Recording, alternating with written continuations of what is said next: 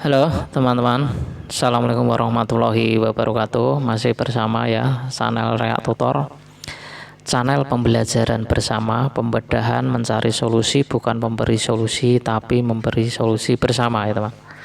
Sehat selalu, yang sakit segera sembuh saat ini ya teman. Oke, saya Reak Tutor masih setia membuatkan video atau mengajak belajar atau membongkar mencari solusi mengenai hambatan-hambatan, kendala-kendala mengenai channel YouTube kita, baik mengenai konten maupun mengenai perjalanan monetisasi maupun ditolaknya atau diterimanya. Berbagai masalah di Reak Tutor selalu dibedah ya teman. Kini Reak Tutor ingin mengambil tema tapi saya bukan ini ya, temanya itu mengenai ketika saya bicara sama teman saya, baik teman saya itu yang sesama ojek online atau ojol, atau teman kita yang di kampung, atau teman pekerjaan dulu atau teman sekarang. Itu begini teman, ketika bicara soal konten kreator YouTube atau menjadi seorang ingin jadi YouTuber, itu begini loh. Bro, orang bikin nge-YouTube itu harus punya modal. Modalnya apa? Ya kalau kita jadi tutorial, ya kita harus ngomongnya harus teknis dan berpengalaman, bahkan berpendidikan. Itu satu ya teman. Yang kedua, kalau ingin jadi YouTuber harus berbanyak waktu karena pembuatan konten dan sebagainya. Yang ketiga, yang sering dikuatkan adalah yaitu mengenai hasil nge-YouTube. Mas, bro, lah kalau kita nge-YouTube kan belum tentu 1 bulan gajian. Nah kalau kita kerja nggak ngonten, nggak bikin channel YouTube kan bisa bulanan. Misalkan kita mencari lowongan pekerjaan, melamar, harapannya 1 bulan besok sudah gajian, walaupun itu sesuai porsinya. Nah itu yang sering teman. Tapi yang perlu kita pelajari atau kita perdalam apa teman? Yang kita pelajari adalah memang ketika kita bekerja manual atau memang bukan seorang kreator YouTube, ya memang tiap bulan kita gajian, walaupun kita baru nyari kerja 1 bulan sudah gajian. Nah cara berpikirnya adalah ya memang nge-YouTube itu memang tidak 1 bulan gajian, tapi ada yang memang bukan, bahkan nggak 1 bulan, sehari pun bisa menjadi seorang YouTuber. Kok bisa? Itu yang viral-viral itu, kan sehari bisa monet dan viewsnya langsung jutaan. Nah itu kan ada, meskipun tidak semua kreator YouTube itu viral, karena kita sudah tahu viralnya video seseorang itu ya karena dilihat dari sebuah konten dan tergantung target masyarakat Indonesia ini hobinya apa, kesukaannya apa. Kita kan sudah paham itu. Kita ini sudah mengetahui bahwa masyarakat Indonesia itu masih yang namanya demam musik atau di bidang hiburan. Kita sudah, baik orang-orang yang di kampung maupun baik orang-orang yang di kota, bisa dipastikan bahwa musik memang menjadi pecandu atau menjadi sebuah teman. Bahkan tidur pun harus ada musik, kerja ada musik, sambil ngobrol pun juga ada musik. Karena musik memang berpengaruh besar. Di YouTube sendiri pun juga rating musik itu sangat besar sekali dinilai oleh YouTube. Juga akan berpotensi akan berviewsnya besar sekali.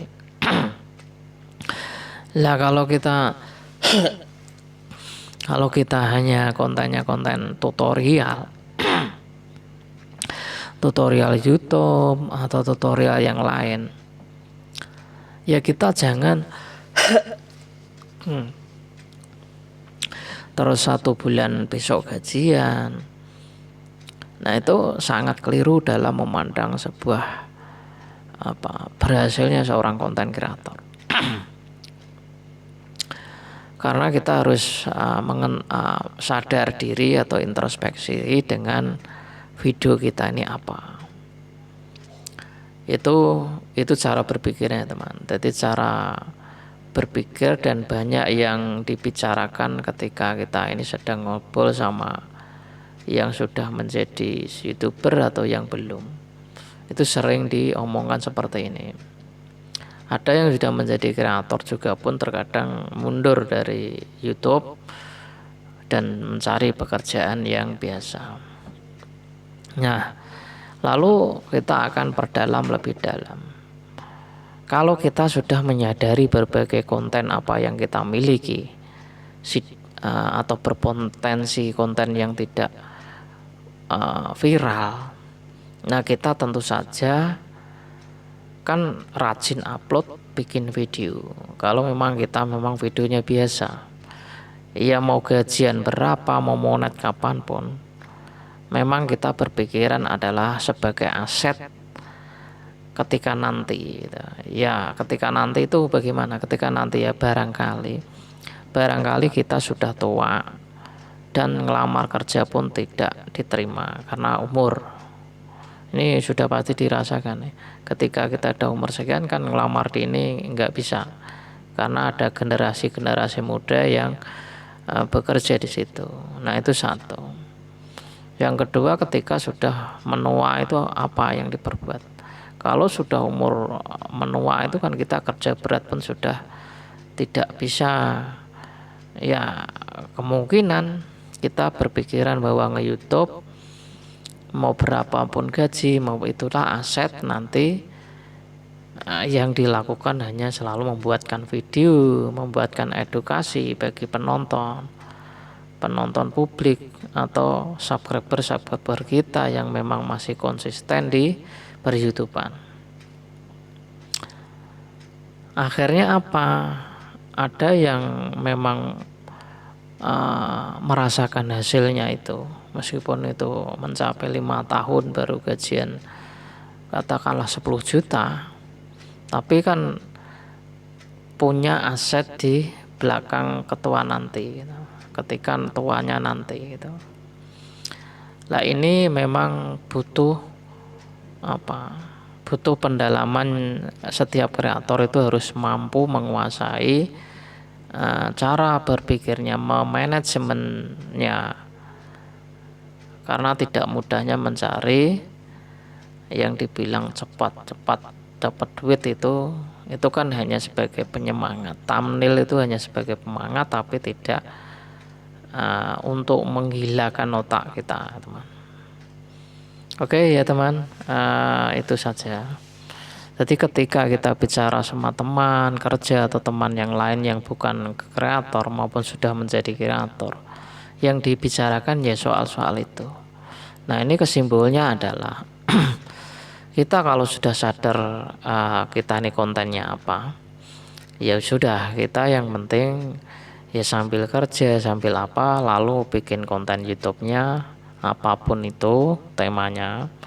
Kalau belum monet ya saling berkunjung, saling sapa itu terus. Sudah monet pun juga terus. Semakin lama semakin kan rekomendasi itu akan terjadi dengan sendirinya. Itulah yang kita inginkan. Jadi kesimpulannya itu jangan memang terlalu ambisi untuk cepat segera dapat uang. Sudah tidak, videonya kita sudah biasa saja, bukan orang terkenal tapi mimpinya terlalu tinggi, ini kan kita salah, teman. Ya kan? Oke.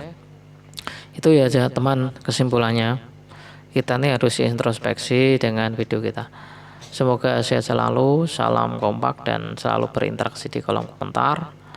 Salam sehat untuk keluarga. Assalamualaikum warahmatullahi wabarakatuh.